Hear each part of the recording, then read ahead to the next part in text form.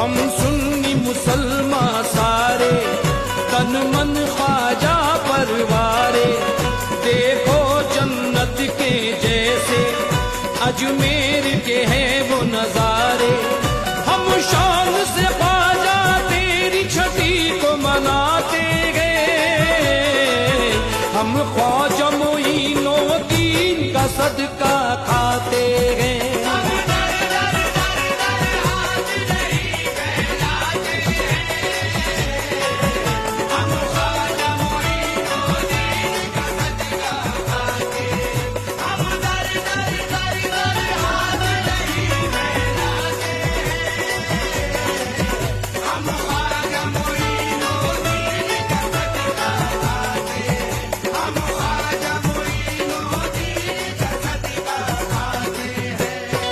اچھا، جلوس پہ بھی اعتراض اٹھتا ہے کہ صحاباؤں نے کب منایا؟ حضور صلی اللہ علیہ وآلہ وسلم تو ظاہر ہے یہ 12 ربیع الاول تو ہر سال آتی تھی، تو یہ جلوس ثابت کریں، جھنڈے ثابت کریں، لائٹیں ثابت کریں، لائٹیں تو خیر اس وقت نہیں تھیں، چراغیں ثابت کریں، پھر اس کے بعد اس طریقے سے ثابت کریں کہ حضور کے حجرے کے باہر صحابہ آ گئے ہوں اور حضور کے قصیدے اور حضور کے لیے نعتی اشعار پڑھے ہوں، ایسی کوئی روایتیں ملتی ہی نہیں۔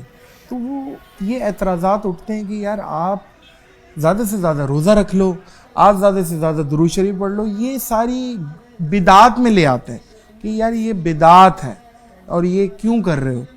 تو اس پہ کیونکہ ہمارے لیے تو رول ماڈل صحابہ کرام کی ذات ہے، وہاں سے ثابت کرتا ہے۔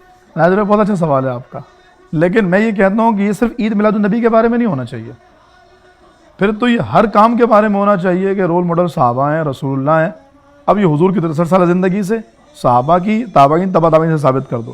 یہ کیا بات ہوئی جب ربیع الاول کا موقع آتا ہے تو کہتے ہیں سرکار اور صحابہ سے ثابت کرو۔ عقیدہ بنا لیا نا حضرت، لیکن یہ عقیدہ بھی تو بنا لیا نا، ربیع الاول بنا مانے یہ میلاد کا۔ جی ہاں، میں اس کی طرف آ رہا ہوں، سب سے اہم بات تو یہ ہے کہ یا تو یہ طے کر لیا جائے کہ جو حضور اور صحابہ کے زمانے میں وہ ہوگا وہی کریں گے، اس کے علاوہ کچھ نہیں کریں گے، لیکن ایسا کچھ بھی نہیں ہے۔ بے شمار ایسے کام ہیں جو شریعت کے اعتبار سے، دین کے اعتبار سے جس کو ہم جائز، ثواب اور نیکی کا سمجھتے ہیں، صحیح ہے، اور حضور نے اس سے منع کیا ہے۔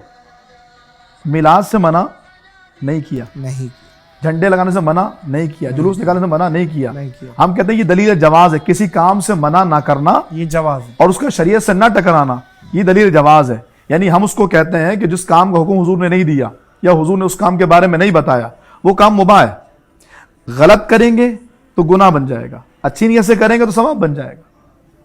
یہ میلاد کے حوالے سے کانسیپٹ ہے، لیکن میں بات الجھ رہی ہے، میں اس بات کی طرف آؤں کہ سب سے پہلے یہ طے کر لیا جائے کہ جو کام حضور نے کیا ہوگا وہی کریں گے، تو پھر 20 ایسے کام ہیں جو حضور نے نہیں کیے ہم کر رہے ہیں، جو صحابہ نے نہیں کیے ہم کر رہے ہیں۔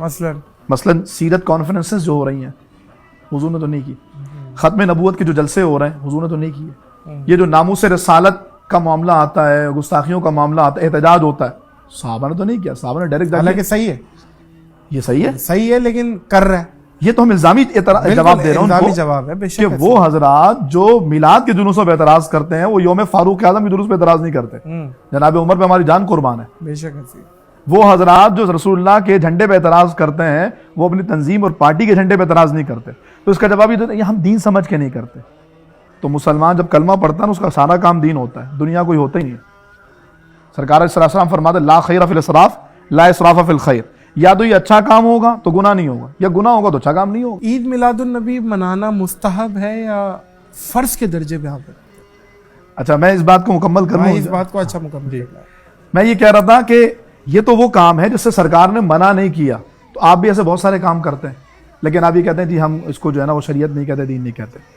ہم تو آپ کو وہ مثالیں دیں کہ جس کام کو سرکار نے منع فرمایا ہے پھر بھی وہ کام کیا جاتا ہے اور اس کو ثواب سمجھتے ہیں۔ مثلا حضور نے فرمایا کہ مسجد کو خوبصورت نہ بناؤ، ابو داؤد شریف کی حدیث پاک ہے۔ اچھا مستند حدیث پاک ہے، مسجد میں چونا گارا نہ لگاؤ۔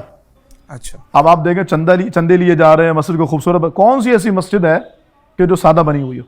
ابو داؤد شریف کی حدیث پاک کو کون عمل کرتا ہے؟ نہیں، اصل میں حضور کے فرمانے کا مقصد یہ تھا کہ اس دور کے لوگ سادہ تھے، ان کو نماز میں خشوع خضوع آتا تھا اس مسجد میں.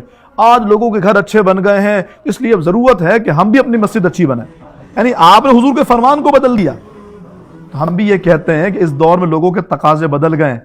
اب لوگ ان چیزوں سے کسی چیز کی اہمیت کو سمجھتے ہیں. پاکستان میں داخل ہوئے 14 اگست پورا ملک سجا ہو رہے، واہ بڑے محبت کرتے ہیں. کسی کے گھر پہ پاکستانی پرچم لگا ہوا ہے، یار بڑی محبت کرتا ہے. کسی نے اپنے بچے کی شادی میں خوشی میں گھر سجا دیا، بڑی محبت آج کے دور کے تقاضے بدل گئے. جیسے آپ نے تقاضا بدلنے پر ایک ممنوع چیز کو جائز کر دیا. ہم تو کہہ رہے ہیں اس کو تو منع بھی نہیں کیا گیا، تقاضے بدلے تو ہم نے بھی کہا محبت کا اظہار ہے، عشق رسول کا اظہار ہے. جیسے آپ عالی شان مسجد بنا کر کے مسجد عالی شان نہیں بنا رہے ہوتے، لوگوں کو اللہ کی طرف لا رہے ہوتے ہیں. ایسے ہم چراغاں کر کے چراغاں نہیں کر رہے ہوتے، لوگوں کو رسول اللہ کے قریب کر رہے ہوتے. سبحان اللہ. مقصد یہ نہیں ہوتا کہ اسراف کریں، گناہ کریں. تو نادر بھائی میں سمجھتا ہوں لوگ سمجھیں گے اس بات کو، اور بات جس کو نہیں ماننا ہو تو وہ نہیں مانے گا کہ بھائی آپ نے ممنوع چیز کو حلال کر دیا. تو ہم تو یہ کہہ رہے سے تو منع بھی نہیں کیا گیا. اور جو غیر شرعی باتیں ہیں اب وہی آئیں گے جی یہ تو اس میں یہ ہوتا ہے وہ ہوتا ہے. جو غیر شرعی وہ حرام ہے، ہم تو کہتے ہیں وہ جائز ہی نہیں ہے. لیکن جو کام ہم کر رہے ہیں، جلوس نکالنا، جھنڈے لگانا، شریعت کے دائرے میں آپ ثابت کیجئے کہ یہ حرام کیسے. ہم تو ثابت کر رہے ہیں کہ ابو داؤد میں مسجد کو سجانا منع، مسجد کو تعمیر خوبصورت بنانا منع، آپ کر رہے ہیں اور دلیل نکال رہے ہیں. اور جہاں پر ہم کر رہے ہیں وہاں کہتے ہیں جی اس کا تو حکم. مسجد کو خوبصورت بنانا منع، اور مسجد نبوی دنیا کی آپ دیکھیں وہ کہتے ہیں ماشاء اللہ کیا خوبصورت مسجد. تو کوئی اعتراض کیوں نہیں کرتا کہ حضور نے تو منع کیا. تو یہاں پر لیکن میلاد کے یہی میں نے کہا کہ آپ ایک کرائیٹیریا سیٹ کر لیجئے. بات حضور کی وہ بھی ٹھیک تھی، صلی اللہ علیہ وسلم، یہ بھی ٹھیک ہے.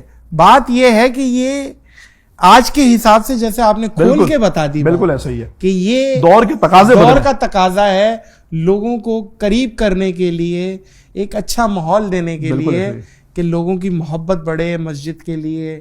سو ایٹ دی اینڈ تو وہی نیتوں پر بات آ جائے گی نا. تو بالکل ایسا ہی ہے.